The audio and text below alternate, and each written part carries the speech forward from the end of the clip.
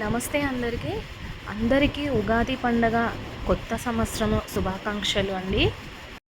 ఇప్పుడు ఉగాది పండుగ సందర్భంగా నేనైతే ఇంకా దేవుళ్ళన్నీ శుభ్రంగా కడుక్కొని ఇంకా అన్నీ ఈ విధంగా అయితే అలంకరించుకున్నానండి. శివుడికి కానీ ఇంకా అన్నీ అమ్మవారిని కూడా. ఇప్పుడైతే ఇంకా ఉగాది పండగకి మనము కొత్త కుండలో ఉగాది పచ్చడి చేసుకుంటాం కాబట్టి ఇలా నేనైతే ఇంకా కుండకి కంకణము అవన్నీ కట్టుకొని చేసేవాళ్ళు కూడా, అంటే మా తెలంగాణలో ఏంటంటే మగవాళ్ళే చేయాలి ఉగాది పచ్చడి. ఇప్పుడైతే నేను చింతపండు పులుసు వేసుకున్నాను, తర్వాత బెల్లం వేసుకోవాలి దీంట్లో. మీరు ఎంత స్వీట్ తినాలనుకుంటే అంత బెల్లం అయితే వేసుకోవచ్చు. ఇప్పుడు నెక్స్ట్ వేప పువ్వు అయితే వేసుకుంటున్నాము. ఇప్పుడు ఇంకా ఉగాది పచ్చడిలోకి సంబంధించిన ఇంగ్రీడియంట్స్ అండి ఇవన్నీ, ఇన్ని రకాలైతే వేసుకోవాలి. ఇప్పుడు మామిడికాయ ముక్కలు, నెక్స్ట్ ఇప్పుడు పుట్నాల పప్పు వేసుకుందాము దీంట్లో. ఇప్పుడు సొంటి పొడి అండి, ఇది సొంటి పొడి కూడా వేసుకోవాలి, రుచికి చాలా బాగుంటుంది. ఇప్పుడు మిరియాల పొడి ఇది.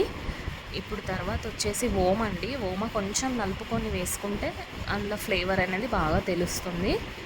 అన్ని రుచులైతే మనకి దీంట్లో యాడ్ అవుతాయి. ఇప్పుడు ఇవి కర్బూజా గింజలు అని అంటారు కదా, అవి సీడ్స్.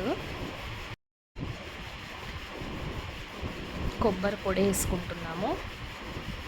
ఇప్పుడు ఇది ఉప్పు అండి, ఉప్పు కూడా వేసుకోవాలి కొద్దిగా. ఇవి గసగసాలండి, గసగసాలు కూడా వేసుకోవాలి.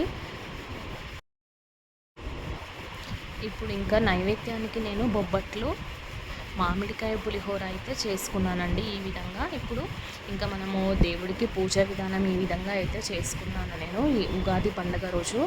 ఇంకా కుండకి కూడా బొట్లు పెట్టి అగరబత్తి వెలిగించుకోవాలి, ఇంకా హారతి ఇచ్చుకుంటున్నామండి మేము.